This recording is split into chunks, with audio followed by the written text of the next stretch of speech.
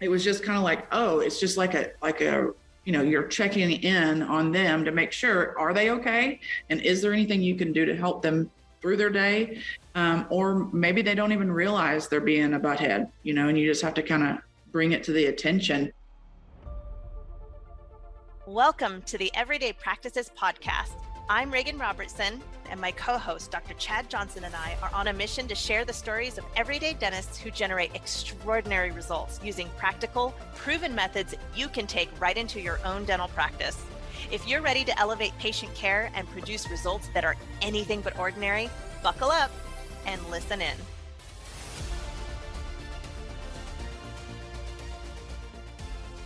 Welcome to Everyday Practices. I am your co-host, Reagan Robertson, joined here today by my co-host, Dr. Chad Johnson. How are you doing today, Chad?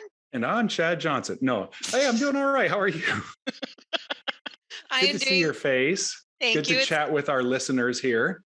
It's wonderful to chat to everybody today. You guys will hear me a little extra giddy because we have a very special guest this episode. So we've been chewing the fat for a little while before we even hit record button. The topic today is a good one. Leadership. Leadership is one of the most daunting elements of business ownership. And if you don't think so, you're not doing business ownership right. But how do you know if you're a good leader? Here's a quick stress test we thought of. Do you find yourself, doctor, rolling your eyes at the team often? Are you often rehiring or dealing with some turnover issues? Do you have a knack for throwing instruments? I hope none of you have a knack for throwing instruments, but I've heard it. I've heard that it does happen. If some of these things are occurring in your practice, you probably have a leadership problem. And the good news is it's completely solvable. Do you want to know how? I'll give you a clue. The answer is your team. That's why Chad and I are really excited today to have Sommer Carrol with us. Sommer is a registered dental assistant, having held multiple roles in the practice over her career. Sommer was one of Dr. Bruce B. Baird, the co-founder of Productive Dentist Academy, lead chairside assistants for over 18 years, and currently she assists for Dentistry's Got Talent champion, Dr. Jeff Buski. Sommer, welcome to the program. Woohoo! Thank you. Thank you. I appreciate you being on. Now, there's some new things. You and I have worked together for a decade, and I did not know that Dr. Baird discovered you working in a veterinary clinic and hired and trained you. And over that journey of 23 years in the field, now you are definitely at the top of your game. I've heard you on our patient advocacy calls, and to me, you go way beyond what I would consider a dental assistant to do. You are truly a patient advocate. You care deep, not that assistants don't care about their health of the patients, but I see you going above and beyond. And I think that comes, from, helping support some top producing doctors in the country. So we're excited to pick your brain today and learning about how Dr. Bruce Baird has learned from his leadership fumbles and turned them into greatness, and how you've helped him, really supported him in becoming outstanding in his job, and in turn, becoming outstanding in your job. So Chad, I want to pass this over to you because you always have really insightful questions, and being a dentist, I think this is a really interesting topic. Well, to that point, Sommer, thank you, Reagan. To that point, Sommer, do you feel advocating for the patient would also mean challenging the dentist? There's been times, like, for instance, when Dr. Baird, even when he was still practicing in the office, where he would go in and do a treatment plan, and he would come out and I would be like, hey, you prejudged them. And he's like, no, I didn't. And I'm like, yeah, man, you did prejudge them. And he's like, no, I didn't. And I'm like, you would have given them this treatment plan had you thought that they could have afforded it. And he's like, oh, you're right. You're probably right about that. It's happened in reverse also, though, where, I had a guy come in and I told Dr. Baird, I was like, he needs full mouth rehab, but there's no way he can afford it. I don't know what we're going to do to help him. Like, maybe we can get him a night guard at least so he can stop grinding his teeth. And anyway, Dr. Baird walks in, does his treatment plan, walks out. The guy turns around and writes a $40,000 check and pays for full mouth rehab. And Dr. Baird goes, who prejudged them? It's a constant back and forth of us, like, holding each other accountable and just calling each other out on that. But if especially if I feel like, for instance, if a patient comes in and they have a budget in mind, and we blow them out of the water with a different kind of treatment plan that's out of their budget. I wouldn't hesitate to go and ask for a different treatment plan that could fall into their budget. So again, that's just advocating for that patient what's best for them, because if we give them an option that they cannot afford, then we're not really helping them. Sure. So, it would kind of be like if a realtor said, yeah, there's a lot of houses available. This one starts at 10 million and it kind of just works up, down the street. So there's 10 millions, there's 50 millions. And if someone said, well, I can't afford a $10 million house, the best advocate realtor would say, well, should we look more like at the 300,000s? Is that kind of what you're, as opposed to, well, this is it. Being able to work with the person in their budget is going to help get that person a house and help the realtor get the sale. I mean, both are advantageous. absolutely. So, go ahead, Reagan. well, I was going to say, Sarah, listening Summer to you talk about going into treatment options already and looking in the mouth and knowing, you have to excuse my ignorance. I don't think of dental assistants as a whole of doing that. I think of them truly as being there supporting, listening to the doctor and just kind of doing what the doctor says.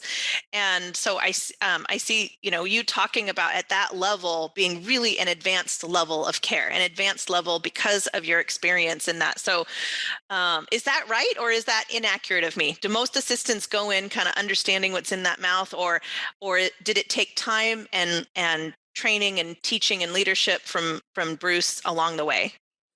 I think that a lot of them probably do see and know a lot of what their doctor is going to treatment plan, but maybe they don't feel comfortable explaining things to the patient.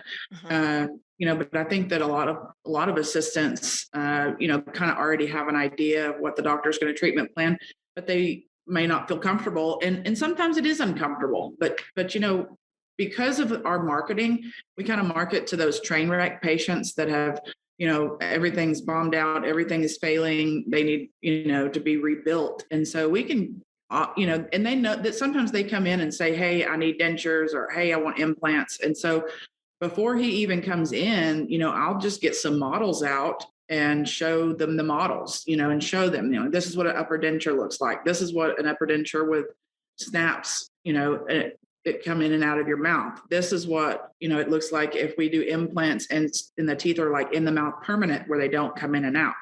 And that way they already have an idea of what it is he's talking about when he comes in. Because you're also feeling them out. You're not just educating them, but if they go, oh no, no denture, I'll do implants before that, then you can tell Dr. Bruce, man, this guy is really interested in implants because he is disinterested in a denture, for example, right?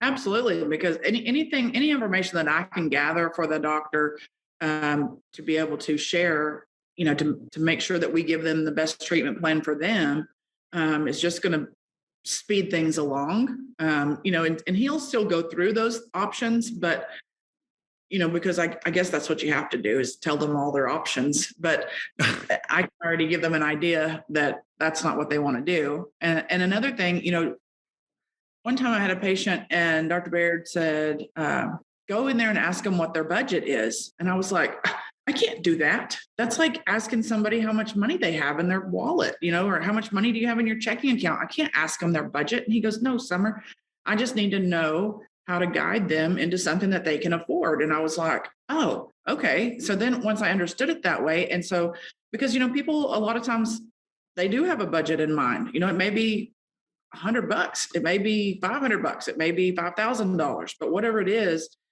let's just say they have a mouthful of amalgams that need to be replaced or something. Well, then let's stage this out over, 3 to 4 years, do a quadrant at a time, and be able to get it done where they can afford it. And in the end, they'll end up with all their dental work done. So that just made me think about when my husband and I built our home. So we were very excited to build our own home, like have our own design. And I had all the house books out and everything. And we were going to work with the builder and, all that stuff. And my dream, like what I wanted as far as the materials and the finishing and all of that, was about 3 to 4 times the cost of what we could afford and be approved for. And I don't know if you've ever thought of, like, I don't know if it's ever been described that way, but it just made me think of, okay, well, there's options though. So let's understand our budget. You'll still get a house. It'll still have all the windows and doors.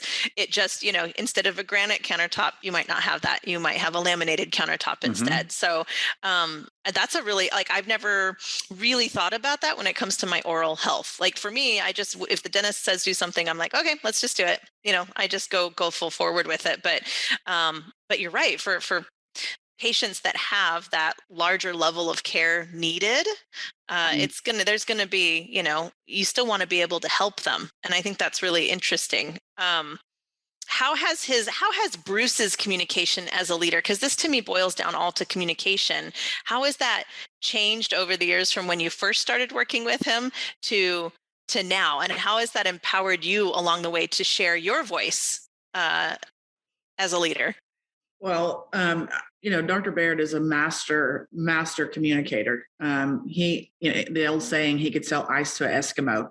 Literally, That's true. He's just very good at educating and taking the time to, make sure that you understand. Like, for instance, I remember when I first started, so, I had been working at a vet clinic, came to work there literally because they worked 4 days a week, had any other knowledge of dentistry prior to that.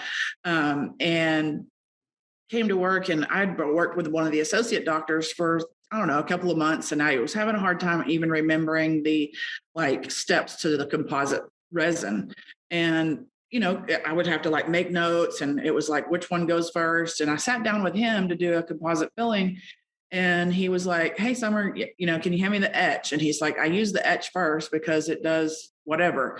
And then now I need the bonding agent because it does this. And then we need the flowable composite, and I need you to cure that. And this is, he told me the why behind it. And it didn't take us any longer to do that filling than it would have normally, but I never had to question what the steps to that filling again, So just him taking the time and having the patience to know, to invest in us. He believed in us, and even when I didn't believe in myself sometimes, he taught me how to make beautiful temporaries. And sometimes I would go and say, hey, I think I need your help. And he was like, are you really need my help? I think you can probably do it. And sometimes then he knew that would give me the fuel to go back in there and do it again and try harder, and then maybe go ask for help. And along those lines with communication, because I love doing that too. It's funny. I was actually doing that even before PDA. So I think it's that communication type that drew me to Dr. Bruce.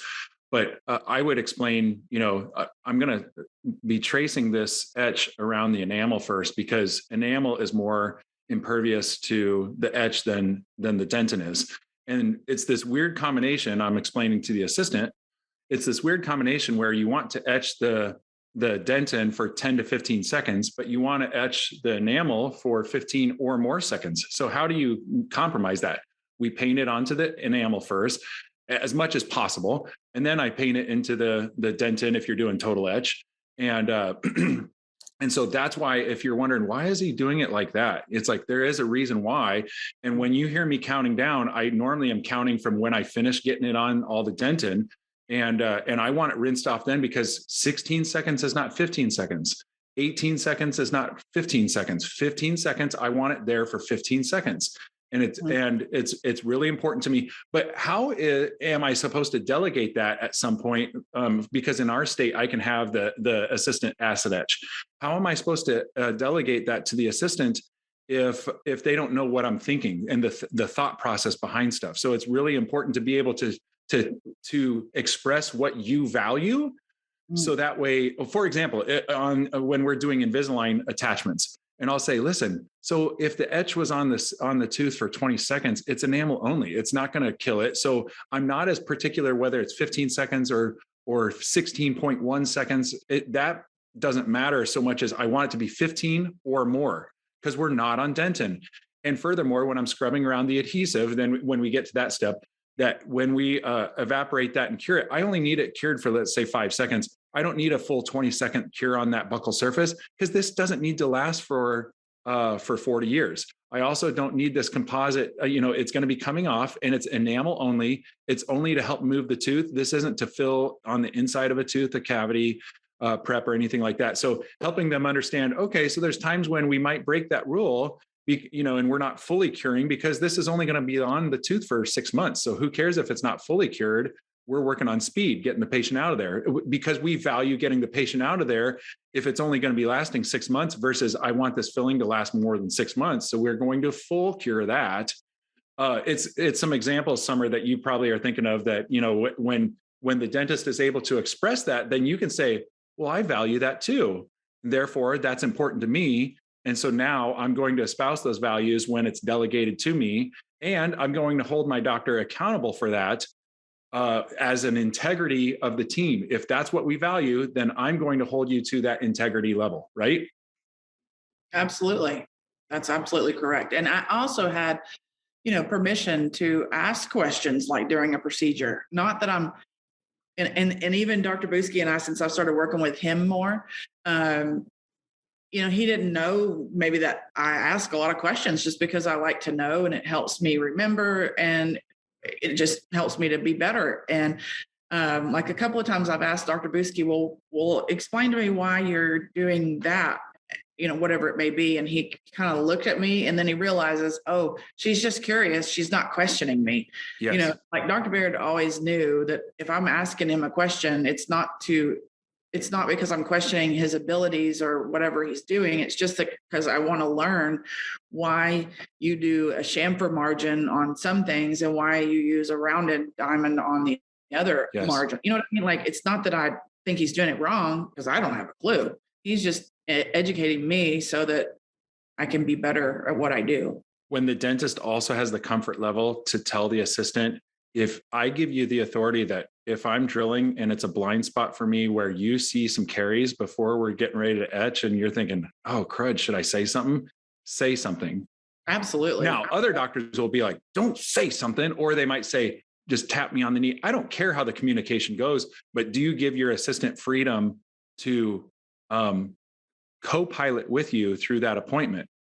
If not, it's like the idea of the Honda factories or whatever, when the employees are able to stop the factory line, that Toyota. Yes. Toyota. Yes. And it doesn't happen all that often, but when it does, or when there's a concern that the employee feels like they're going to be heard because it shuts down. Mm-hmm. And I've told them, I'm just like, I do not want to leave caries. So if for some reason you think you see it, it's a good learning moment, or worse yet, you were going to let me put a filling over the top of that and I didn't see it. Now you'd like to think I'm perfect, but I'm not. And so if it's on a side of the tooth that I can't see, but you're looking right at it going, that's like brown. Like, what is he doing?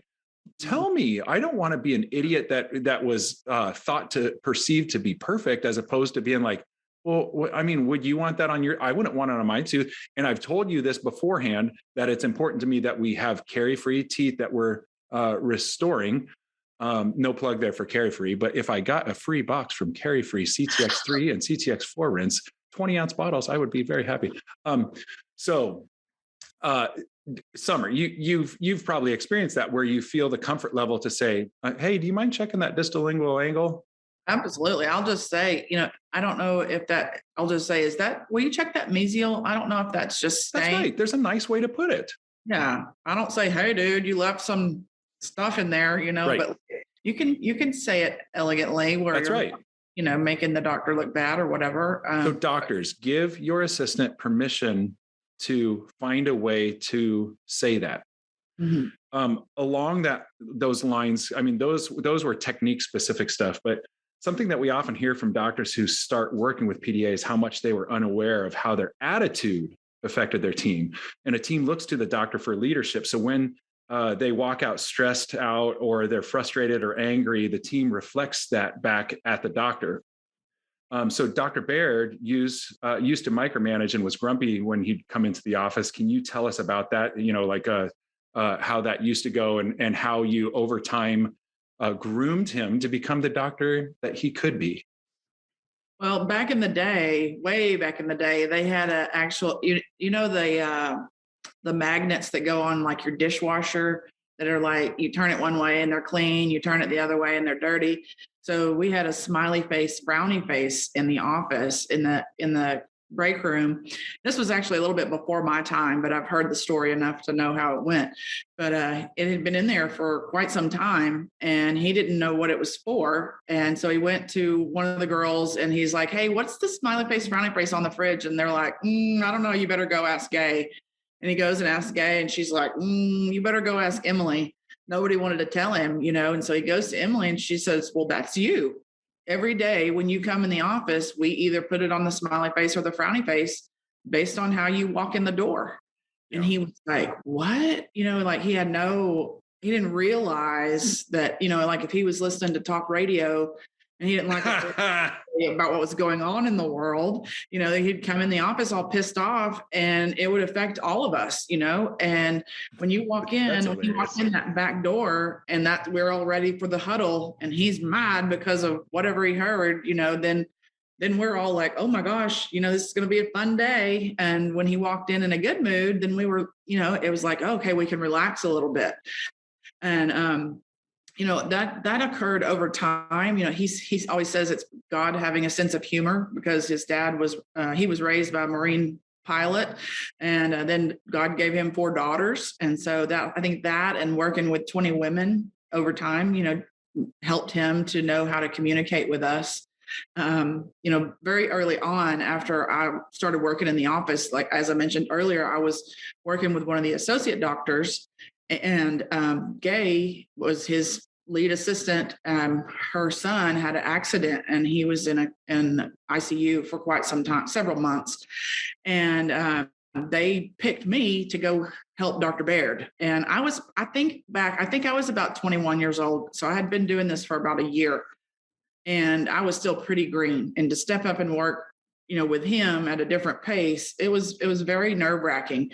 And we were doing the best that we could at the time. And it wasn't good enough for anybody. I mean, we were running behind, patients were being affected, our schedule. And anyway, he walked into a room where we were fixing to do a crown prep and he looked at the patient and he said, hey, I can't work on you today. I'm going to have to reschedule you because if I do, I may have a heart attack.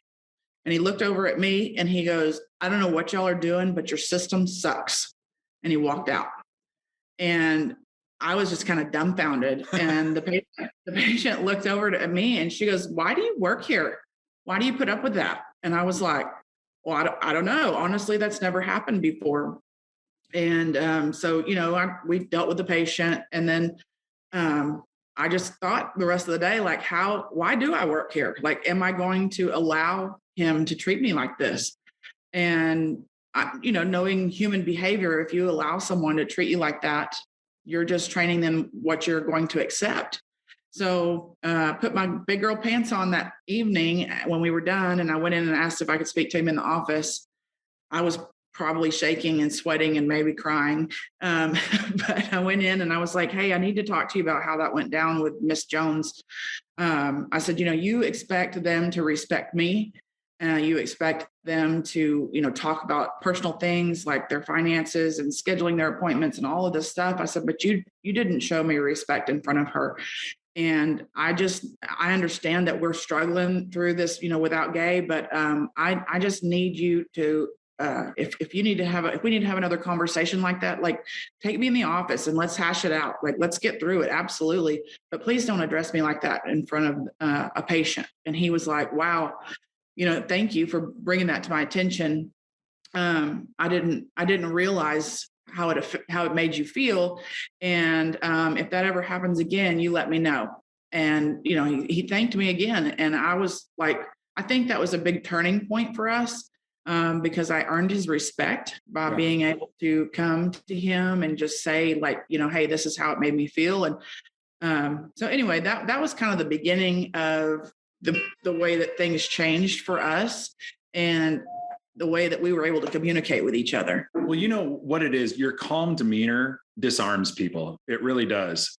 I have to think you have to be like one of the second best mom ever beside my mom, that is, but like, just because I was thinking about that, like when some parents, that are inside my skin sometimes, get bent out of shape. and stuff like that. I'm just like, I really wish that I know I'm not that way, but I wish I could be known for, I was on my run this morning. I was like, I wish I could be known that later on my kids would be like, you always kept your cool about stuff. But that's not me, but that's you. Funny enough, later this afternoon, here I am sitting with you recording this going, you're the type of parent where, I'm not saying that you'd never get mad. That's not my point. So don't feel like you have to defend or like, do a self pity kind of thing. I know though, like with your demeanor that you would have to look at your daughters and be like, hey, is that the best you could have done? And they'd be like, I know. So tell me about that. When you had written down in some of our pre interview stuff, don't let your dad down situations. Tell me about that. Well, whether it be scheduling, whether it be follow-up calls on unscheduled patients, just the way that, scheduling to goal, meeting our goals, taking care of patients, and whatever it was, we as a team, we just wanted to make him proud, so that's the best way I could explain it is like when I was young, I never had to get spankings, with a lashing thing from my dad. Like I never really got in trouble when I was young because I was afraid of letting him down. And I always felt the same way with Dr. Baird. He kind of is he's always been like a father figure to me. I have two great dads that, I have a dad and a stepdad that have been in my life forever. And, but anyway, that's just kind of the relationship that he and I have. We've become really good friends over the years, and we were just there for each other as far as, keeping him in check and keeping me in check. And he wasn't afraid to, come to us if we were having a crappy day, maybe for whatever reason, and it was showing outwardly and we didn't realize it. He wasn't afraid to come and approach us and do something he called confrontational management and be like, hey, is everything going okay with you today? Because you seem a little upset, and it was just kind of like, oh, it's just like a you're checking in on them to make sure, are they okay? And is there anything you can do to help them through their day? Or maybe they don't even realize they're being a butthead, and you just have to kind of bring it to the attention. And that's just kind of the relationship, like I said, that we had at the office is this, that we wanted to get through the day. We wanted to take great care of patients, and we wanted to meet all of our goals.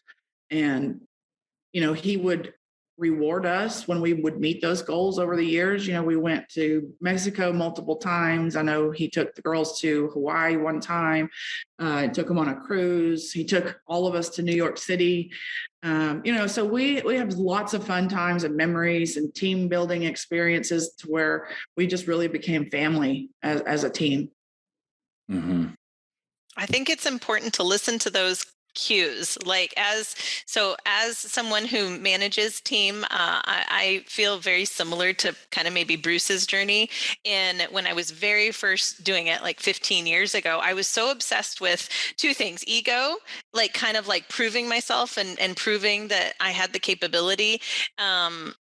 Fighting that curiosity with others. If they asked questions, I assumed that they were maybe attacking me, and it had nothing to do with me whatsoever at all. It was just genuinely people trying to learn, and not listening to the cues of how I showed up. So now, we are surrounded at PDA with such incredible team. And if somebody says, Jennifer Hinesley this morning, that's a good example. She said to me, she called, she was asking about room arrangements for the upcoming PDA workshop. And I was like, yep, I trust you, we're good. And then she says, and it's always my clue, she says, hey, she goes, do you have a lot on your mind today? Is something going on today? And it stops me in my tracks immediately. And I reset and I'm saying, okay, so what energy am I giving off? So I kind of thought about it. I'm like, you're right. And she said, well, let's work through what you're worried about here. And so I wouldn't have talked to her about anything, but I said, oh, well, here's what I'm kind of worried about, and not PDA workshop related, but here's what I'm going through. And she helped me work through it, and I could feel my own energy drop. And I thought, this is how I should show up: calm, collected, present. So when, leaders are humans too. And when you've got something going in, don't think for a second that your team can't pick up on it, because they do. they can feel it, and but providing a safe space so that that the team can come and talk to you, listen to those clues, don't let those go by, I think is something that I've learned that it sounds like Bruce picked up on pretty fast, hopefully. Absolutely. We always had an open line of communication, and I feel that way with Dr. Buski as well. I mean, he's kind of like a brother to me. I don't know why I compare them to family members, but like we're together so much. I was going to say, you spend every single, Yeah. multiple days a week with them. We know a lot about each other, and like we genuinely want to make sure that they're doing well and their families are doing well and stuff. And so, but anyway, Dr. Buski, we have an open line of communication as well. If he's concerned about what's going on with something I'm doing, then he's not afraid to bring it to my attention. And the same thing with him. Like if I see something that I'm like, I think this could improve by X, Y, or Z. He's not afraid to listen to those ideas. And, recently I came to him because we're doing a new style of marketing, trying something out because of Smiles at Sea. Because of winning of that, he won lots of, we're going to Vivos training next week, and that's all part of what he won. But anyway, the marketing thing, so we have a third party person, but she acts like she works with us. She interviews these certain patients and gets them approved for financing and stuff, and then plugs them into our schedule, but she can't see our schedule. And so what's ended up happening is we were getting all these patients, like new patients lined up. And I'm like, this is not working. Like, we can't do this. And he's like, his response was, I'm open to suggestions. And I thought, well played. And so, I was like, well, these are the two ideas that I have. I just don't know what your schedule allows. And so, together we went back and forth like that and came up with a solution of where to put those patients. And that's just something it's a constantly evolving thing that has to be checked in on all the time. Like if, for instance, if you're running behind, and I'm talking a lot about an assistant or a doctor, and you're not changing anything. You're not changing the way you're scheduling your patients. Don't expect them to be any better tomorrow. Empower your assistant to be responsible for their chair and be responsible for whatever's in it. It doesn't matter who put it there. I mean, that was Dr. Baird's thing. Like the three of us we had our chairs in the schedule, our operatories that we ran. And if somebody else put a patient in our schedule, it became our patient, our responsibility to know every single thing about them. And even if we had never seen them before, one of his pet peeves over the years was if he came to one of us with a question about this patient and we'd go, I don't know, they're not my patient. I don't know, I didn't see him last. Oh, that wasn't a good thing to say.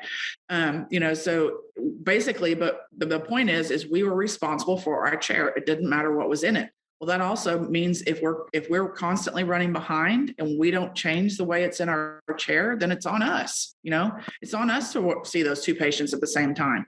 And if somebody else books it in your chair and it's incorrect for whatever reason, then that's a training opportunity, and take the time to go educate that person so they don't do it again and again and create frustration and animosity in between the team.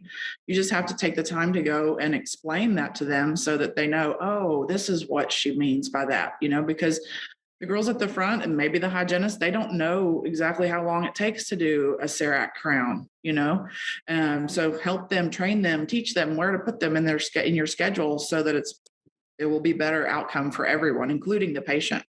Sommer, you've given us so many nuggets. Like, oh, we're going to turn this into an article too. I think this would be a really good article. So get ready, Sommer. We're going to publish you in Dental Town.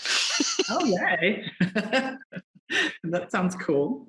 My concluding thoughts that I think I need to clarify with my team or improve is I think my team knows that I'm having a bad day, but I don't think I've given them permission to broach the subject. Meaning, if I'm taking ownership of it, if I were a victim of it, I would say, why can't the team ask me how I'm feeling? Or something like that. But I almost feel like I don't really want to talk about that kind of stuff as a guy anyway, but at some level, I'm sure they're interested in broaching it, but maybe I've not earned their trust to do so.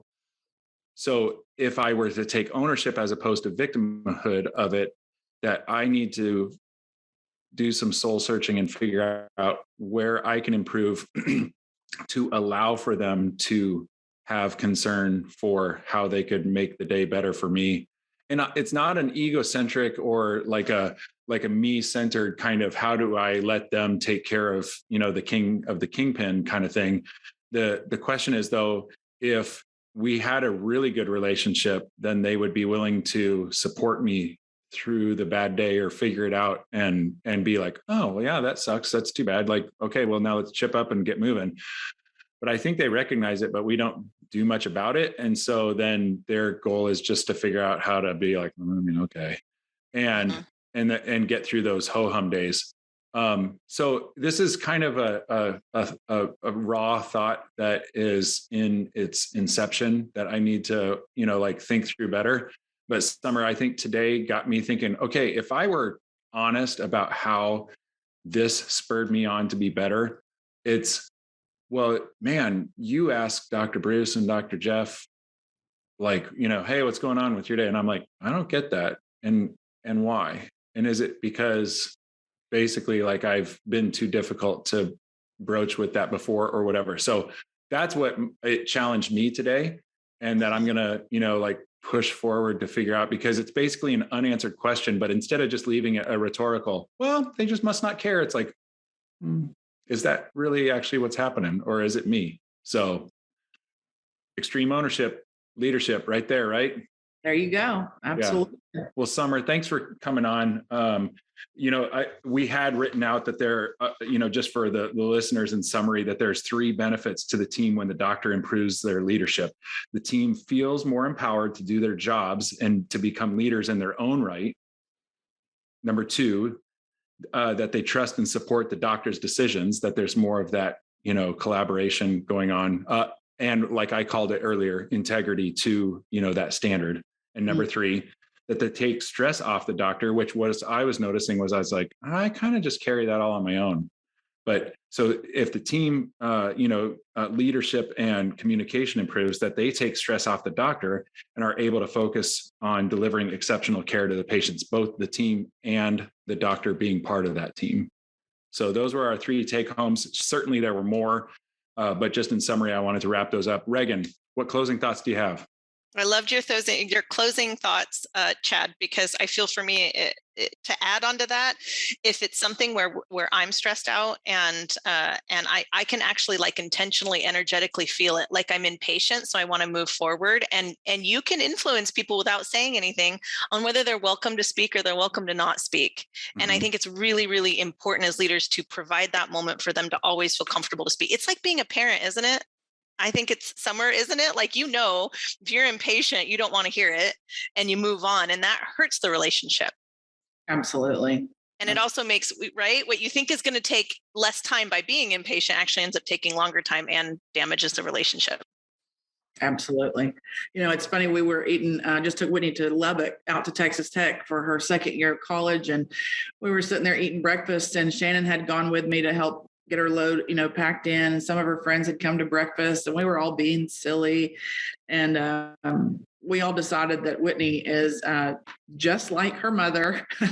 So all of those things that, habits and mannerisms and things that, she moved into an apartment for the first time. There's 4 girls. She's definitely the leader of the pack. She's definitely going to be the mama of all of them. But, everybody around you is influenced by your behavior, whether you know it or not. And, I think you just have to really remember that how you show up in front of everyone is very important, and it's impactful. It impacts your day. It impacts your whole life. And we're here for the better, for the greater good of, our patients and our team. And we just need to remember to take care of each other, basically. That's so beautiful. I love it. Thank you, Summer. I think I have a last one closing thought for me. My takeaway from this is the why, always explaining the why. So the only way you're going to get an outstanding team is to educate, and taking the time to do that. I think our team is incredible. And the team I work directly with on a daily basis, always give them time for the why. because that's how you can delegate, Chad, and know that it's taken care of completely. But if they don't get it, then you're gonna end up with who knows what. So that's my great takeaway from today. Thank you, Sommer. Thank you for having me. That was fun. Woohoo. If you're anything like Dr. Chad Johnson and I, it's been far too long since we've got to laugh with our dental friends in person. That's why PDA is coming back and better than ever with our first live event in Texas. PDA co-founders Dr. Bruce Baird and Victoria Peterson welcome you home as we open our doors for 3 spectacular days of CE and a whole lot of fun with friends. This September 16th to 18th at the Westin Convention Center in Las Colinas, you can expect a program ready to give you all the elements of a productive practice. You and your team will learn how to comprehensively diagnose and treatment plan, how to schedule to increase productivity, not chair time, how to get your team aligned with your standard of care and co-diagnosing for a smooth patient experience, and how to seamlessly incorporate new technology and services. This year, we're also bringing in new special breakout sessions included in your tuition. Dental sleep medicine with sleep group solutions, authentic marketing strategy to attract your ideal patients, advanced clinical hygiene including oral systemic connection, and personal empowerment with Dentistry's Got Talent 2021 champion Dr. Jeff Buski. With COVID precautions still in place, attendance is limited, and we have no doubt we will sell out fast. If you're ready to get out and know now's the time, head on over to productivedentist.com/workshop to secure your seat. We can't wait to see you in Texas.